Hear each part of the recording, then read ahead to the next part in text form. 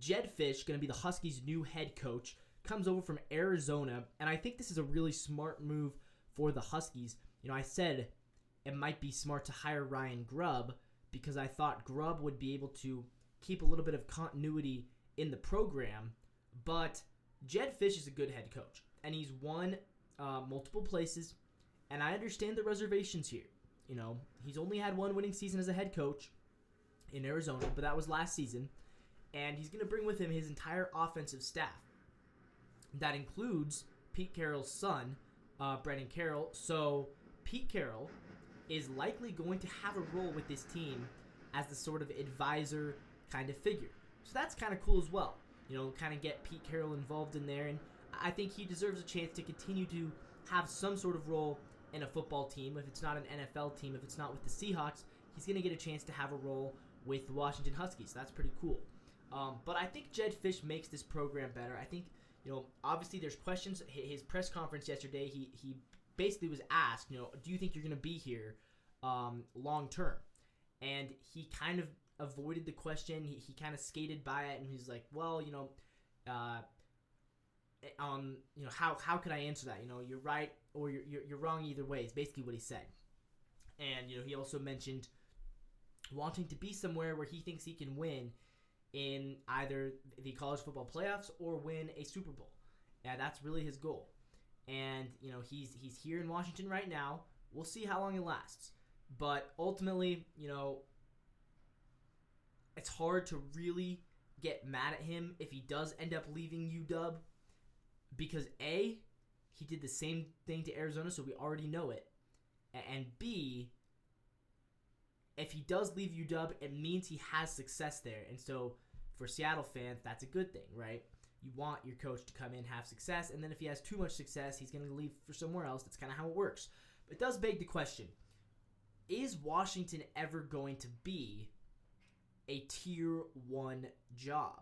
Because I think the perception is there's about 5 or 6 Tier 1 jobs, right? Alabama, Michigan, Georgia, Texas is Tier 1, and then, I would say USC is kind of a 1B, Clemson kind of a 1B.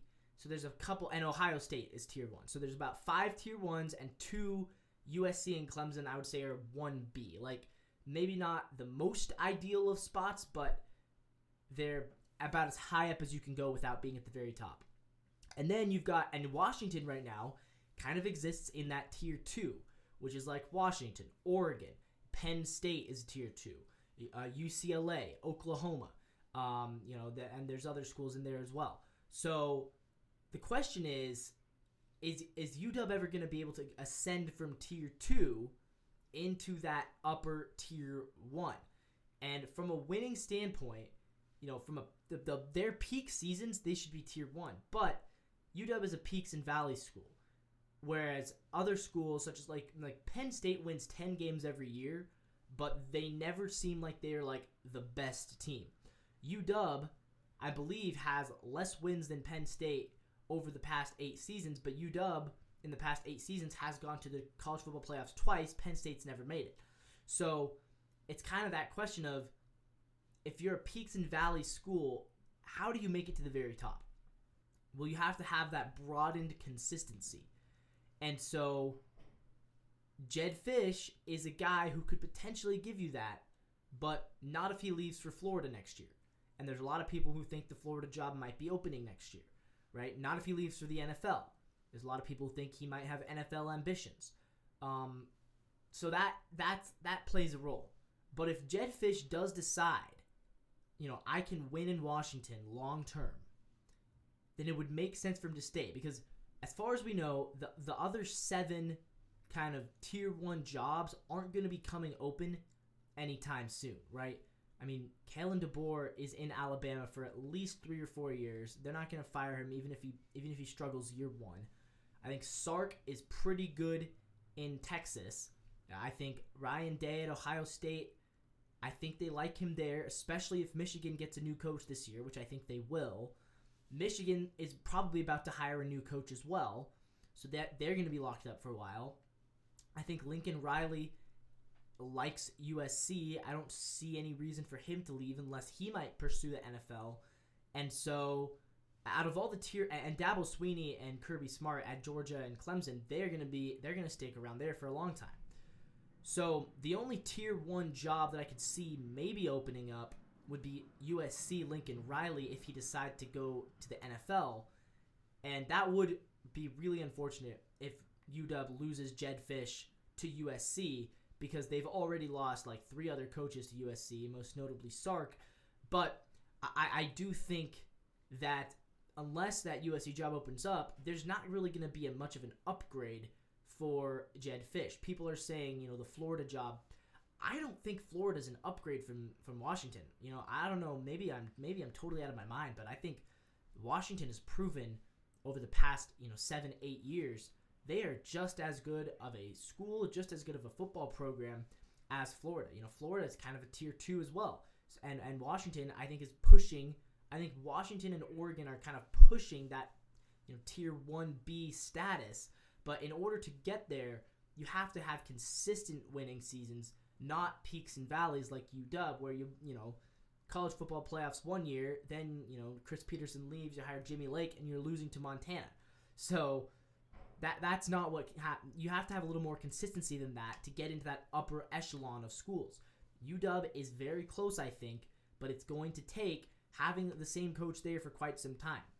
So if Jedd Fisch wins early, which I think he can, then they can get into that upper echelon and stay there.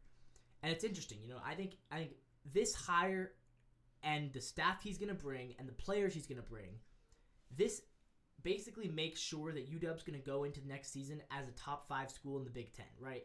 I think I'm not sure how I feel yet, but off the top of my head, Michigan probably the best, then Ohio State.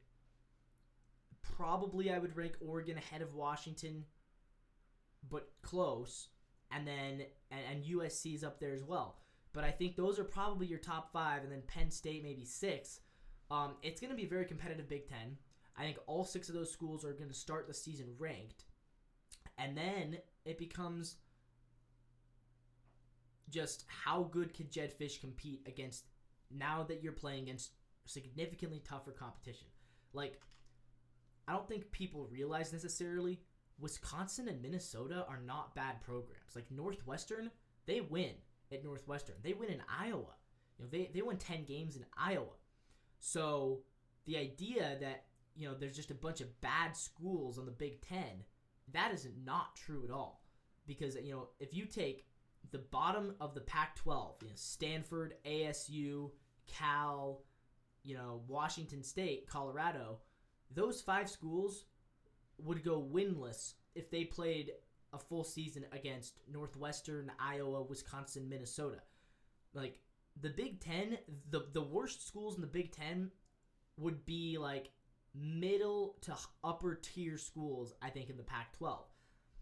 So I think Washington, the way I see it, Michigan's at the top, and then I think the next 5, Washington, Oregon, USC, Penn State, and Ohio State, are all kind of in the mix for who's going to be the number 2 team to Michigan in the Big Ten next year. And then I think there's that next tier, like tier 3, which is where I don't think UCLA is in tier 2. I think UCLA is looking at, they're kind of in that 3rd level of the Big Ten alongside the Iowa and the Northwestern, Maryland. And then the bottom of the Big Ten, got schools like Rutgers, Purdue. They're going to be competitive, but they're not going to be necessarily very worrisome for the rest of these other teams. But yeah, it's definitely a competitive division. It's a competitive conference, and I'm excited to see how UW does, but I'm not going to hold my breath. I would say if they win 8 games, I'd be happy.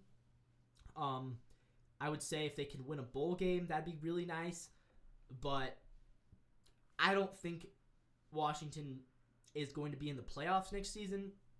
I do think they will make the playoffs. Probably if Jedd Fisch stays long term, he will get this team to the playoffs. I'm not going to say next year, though, because we did lose a lot of talent, but I still think this is a winning team and a winning organization.